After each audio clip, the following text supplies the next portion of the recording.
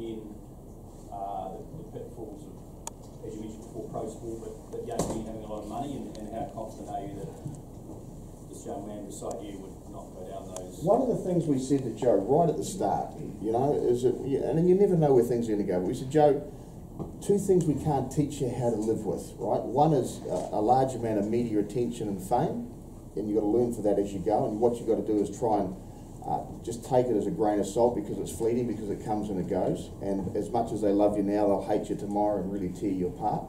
And the other thing you can't teach young men what to do is how to cope with money. You know, like Joseph right now, and I won't give you exact figures, but he's in line for some very significant paydays and probably become one of the wealthiest, if not the wealthiest 24-year-olds in the next 6 months in this country. And these are things, you know, Joseph fortunately has one fantastic parents who also make up his management team. He also has excellent accounting advice, comes from Bruce Sheppard, who's one of the, you know, New Zealand's leading accountants, and he has wonderful legal advice from a former Supreme Court Justice and Bill Wilson.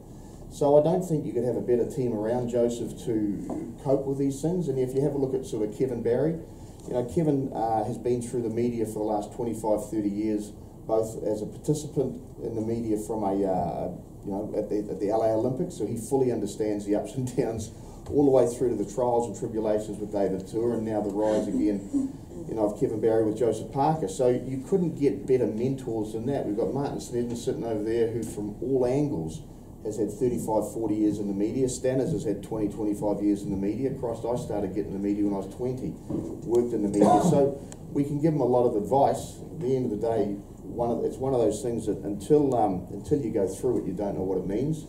But I think Joe's very well grounded, and I would like to think that we won't have any dramas going forward.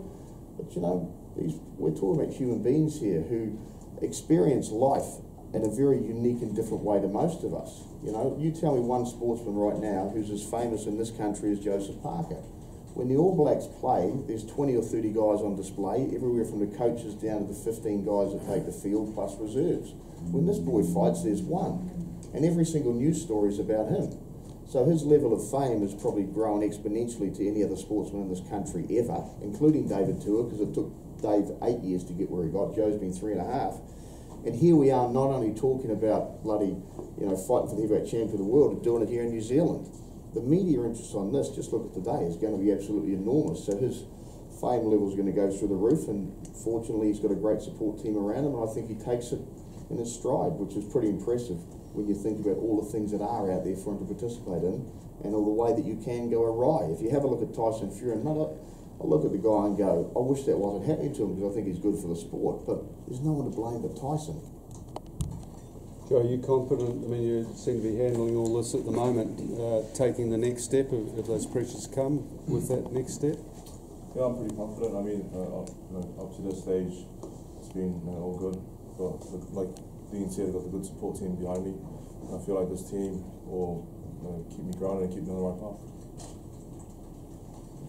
Cool, we might end it there. I just want to talk about a couple of other things. This is actually an extremely exciting period of time for the company, and I think Dean and David deserve an enormous amount of credit. Obviously, yesterday you saw that we brought Jonathan Thurston to town, and tickets have gone on sale today for the NRL Nines, and we're shocked by the level of interest in tickets for that this morning. And it wasn't really emphasised yesterday, but I will emphasise it now, that Thurston won't be the first of the very, very, very top echelon big names who have not played in the Nines, who will be announced in the coming weeks. We are hearing a lot of talk behind the scenes of some exciting players, so it's only going to get better than Nines. And also, it's remiss of me not to mention that a lot of you guys have seen Jeff Horn on our cards in the last couple of years. He's now doing his own thing, and some of the staff here, Joe and Chrissy and Chanel and Nikki, you know, and we're over in Brisbane quite a lot, because that is extremely exciting for the company as well. Out of mind, out of sight for you guys.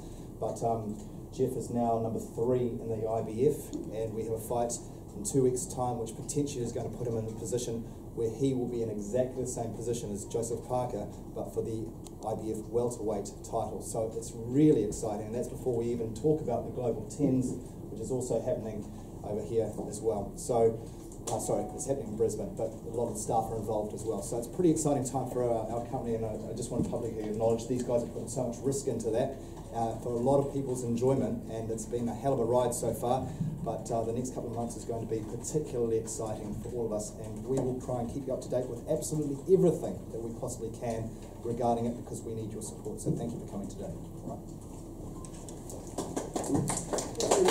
right.